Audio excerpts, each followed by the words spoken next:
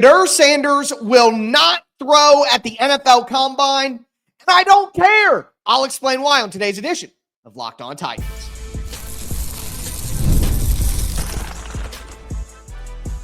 You are Locked On Titans, your daily Tennessee Titans podcast, part of the Locked On Podcast Network, your team every day.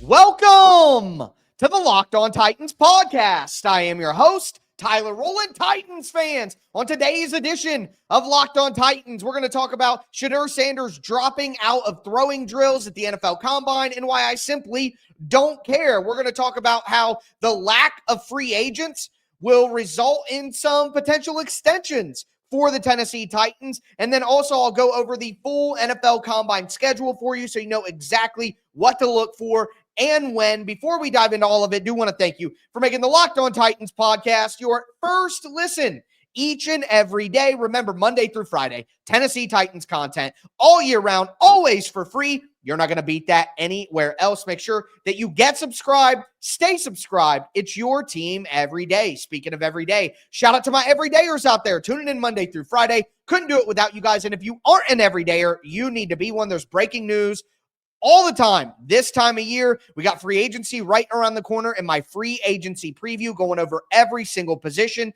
is right around the corner as well. So with that being said, let's dive into today's show. Again, we got the news on Sunday night. Shedeur Sanders will be dropping out of NFL throwing drills at the Combine.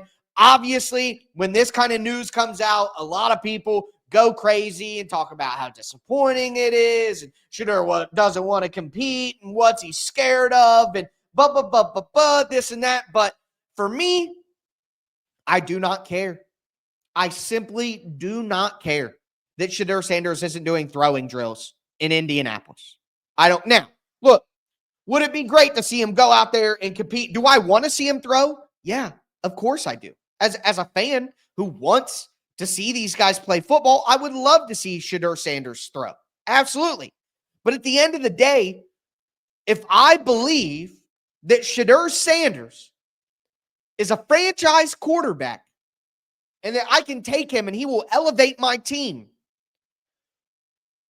why would I let the tape and the film that led me to that conclusion be completely wiped out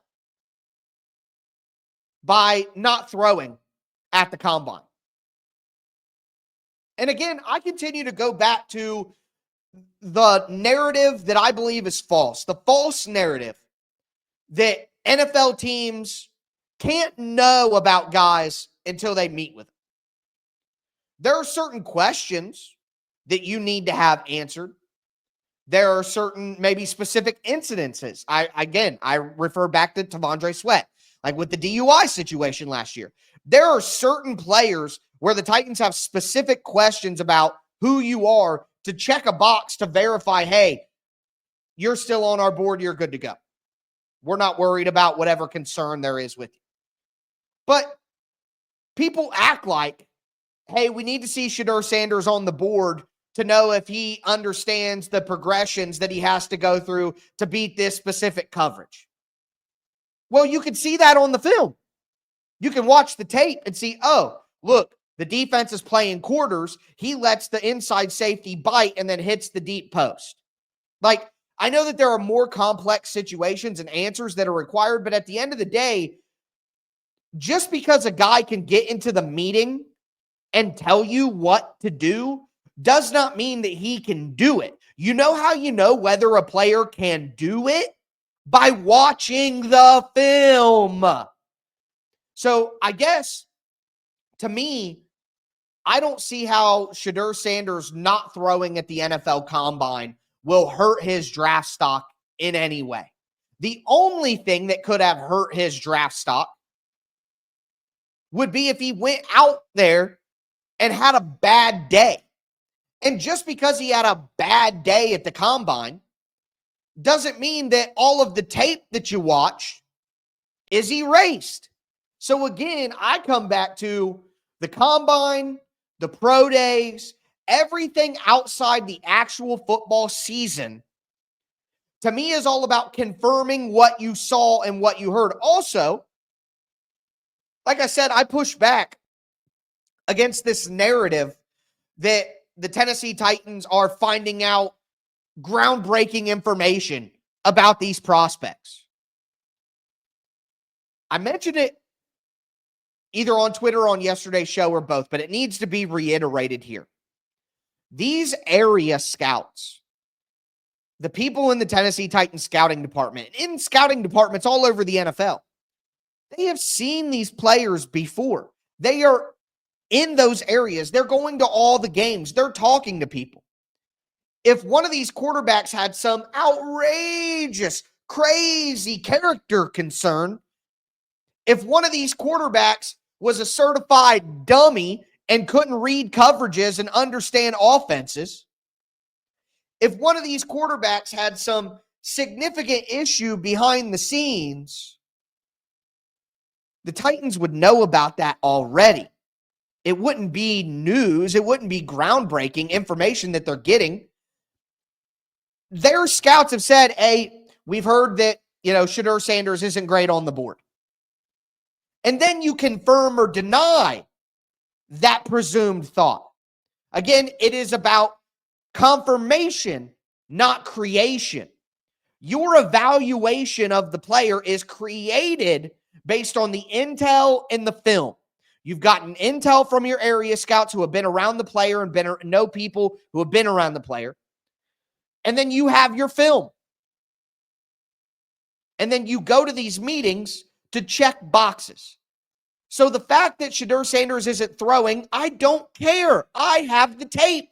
Why would I prioritize the combine throwing session over the years of film of him playing in actual games in a system that he's practiced in with wide receivers that he's got chemistry with?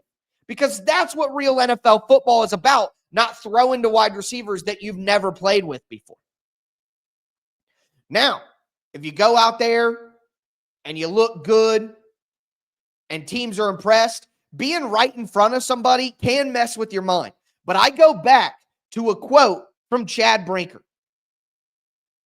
It starts with the tape. It ends with the tape.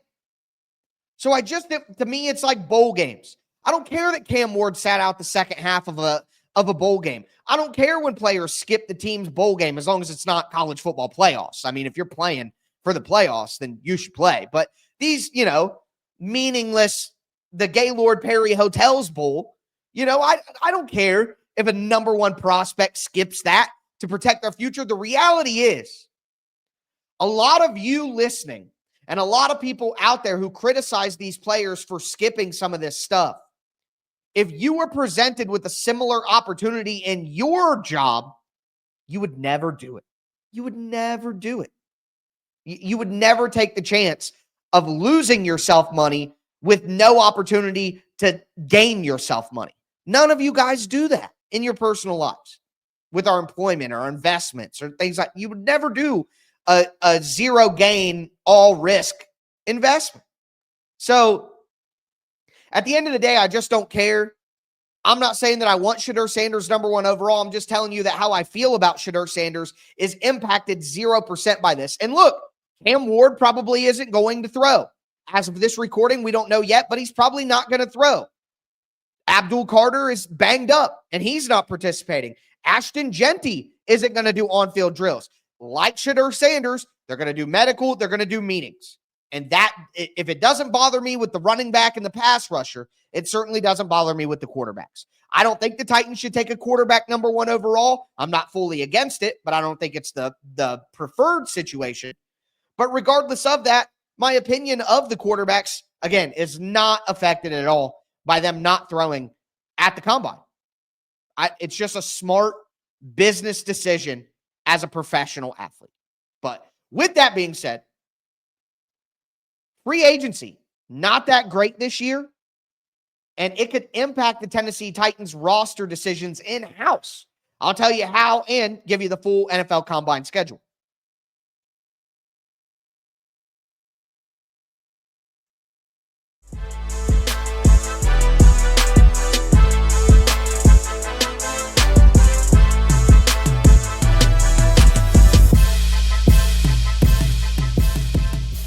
Titans fans, let's continue today's edition of the Locked On Titans podcast.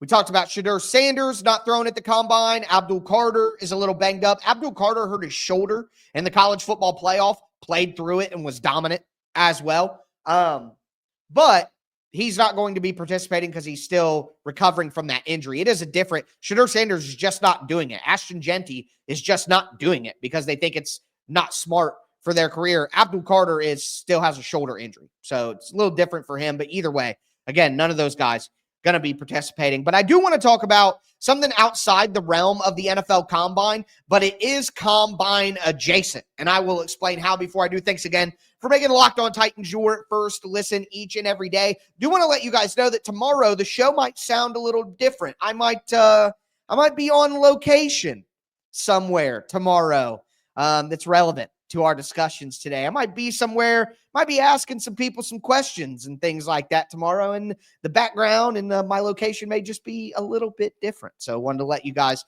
know that early on. But we got a tweet from Daniel Jeremiah at Move the Sticks on Twitter, NFL Network, former scout for the Baltimore Ravens, one of the main draft gurus in the draft media complex these days. But he said, quote, "I'll be shocked if we don't see a flurry of extensions done over the next 7 to 10 days. Teams have money/space, and the free agent group isn't very exciting. Good time to lock up your key young guys." So the point that Daniel's making is teams won't want to spend a lot of money in free agency this year. So since they have a surplus of cash compared to normal years where they would maybe spend a little bit more in free agency, they would then use that money to get some stuff done with their expected free agents early on. Now, you may ask yourself, how does this affect the Tennessee Titans, and why is this associated with the Combine? Well, number one, how does this affect the Tennessee Titans? The Tennessee Titans have multiple players who I think could make sense to do an extension, and they're all at very different circumstances. But number one on that list for me is Amani Hooker.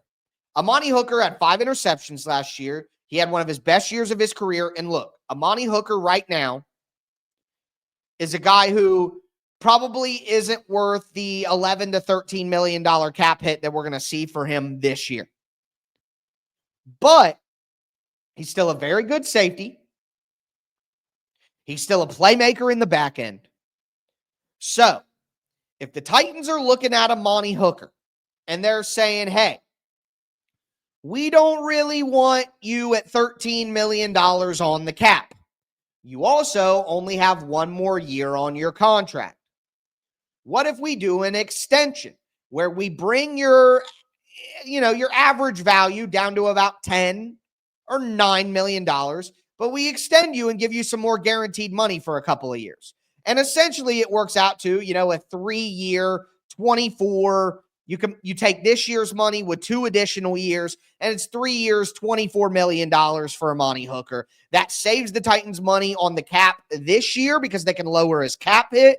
And it also provides some long-term security for Amani Hooker, but also for the Titans, to where they know they have this starting safety who is getting older, but is still a quality player. He's another guy who, like Jeffrey Simmons and Harold Landry, was drafted, developed, and paid by the Tennessee Titans, who has loyalty to the organization. I think it would make sense to potentially extend Amani Hooker. Now, Amani Hooker isn't a key young guy, but still would be a guy that you would want to keep around. I think Amani Hooker will age gracefully. He's obviously going to decline in play over the next few years as his athleticism dips as he gets closer to 30. But I think Amani Hooker has 2 or 3 good years of football left. So if you give him a little bit more guaranteed money and you lower the cap hit, it's a win-win for everybody. A guy who has not gotten his second contract yet, who I also think could be an extension option for the Titans, is Roger McCreary. Roger McCreary is a complicated case. I have stumped for Roger McCreary, or as the kids would say, I have caped for Roger McCreary throughout his career. I think Titans fans now at this point through 3 seasons understand how good Roger McCreary truly is. He is one of the top, in my opinion, 5 to 8 slot cornerbacks in the NFL. So it would make sense for the Titans to extend him now rather than next year and get that wrapped up. The question is, do they want to? And you may be thinking, what do you mean, Tyler? Do they want to? Of course they would want to bring Roger McCreary back. You just said he was one of the top 5 to 8 slots in the NFL. But let me just say this. As a roster building question, is slot cornerback important enough to give a big-time extension? Especially when L'Jarius Sneed could be on this team for 2 more seasons.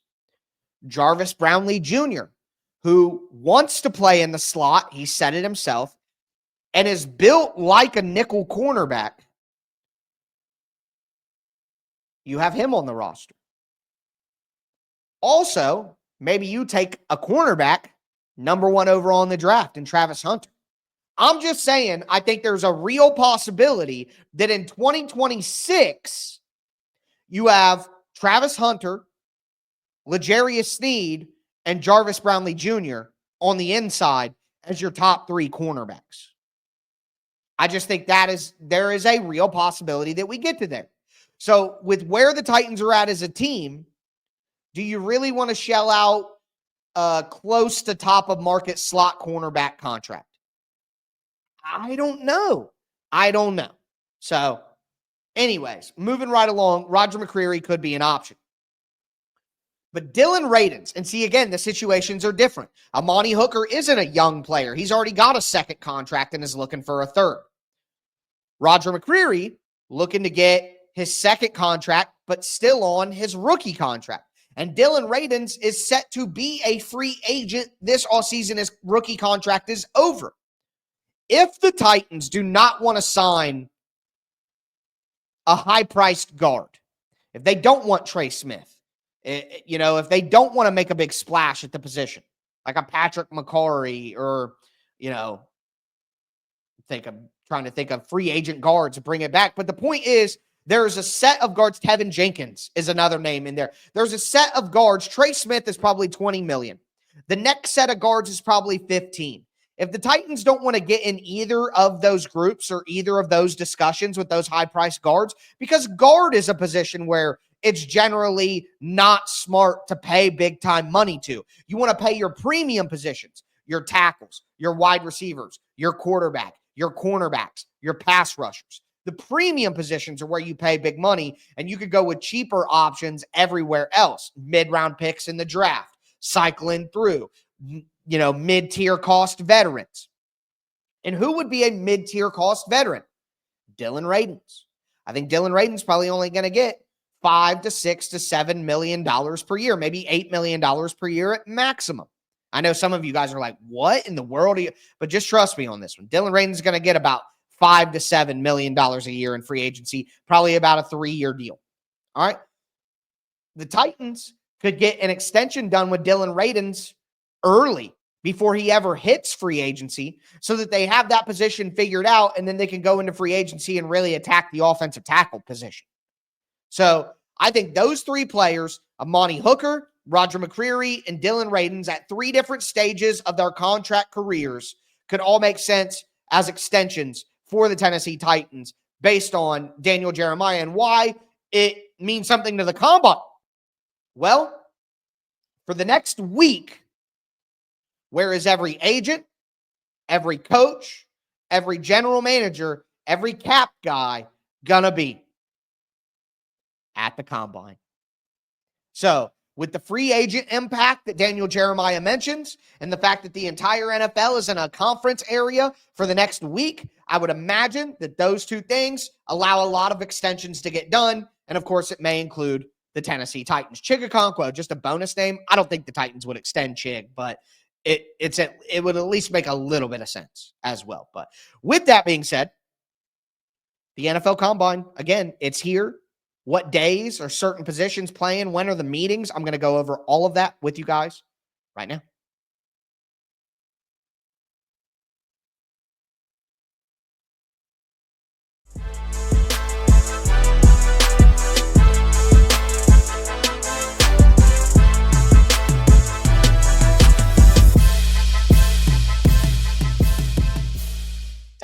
fans, let's cap off today's edition of the Locked On Titans podcast. We talked about Shedeur Sanders not throwing, some other guys not participating, and why I don't really care.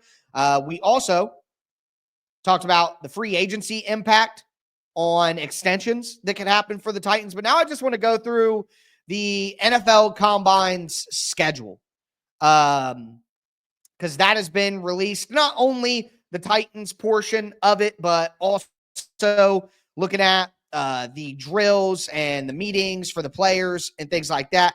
For the Titans, relevant information. On Tuesday, Brian Callahan is going to do his Combine press conference at 10:15 a.m. Eastern Standard Time. All right? And then Mike Borgonzi is going to go directly after Brian Callahan, approximately 10:30 a.m. Eastern Standard Time on Tuesday. So we're going to get Callahan and we're going to get Borgonzi back-to-back, I would imagine, on tomorrow's show. That's what we will be discussing. But interesting enough, the only other coach that has an interview during Brian Callahan's interview time is Mike Vrabel. Isn't that interesting? It actually looks like they're the only two coaches that are speaking on Tuesday at the Combine. So interesting indeed. But outside of the Tennessee Titans interviews, what is the rest of the schedule for the NFL Combine? Well, on Monday, you're going to get some players arriving, and you're going to start to see some team interviews happen. And then on Tuesday, some things really take off.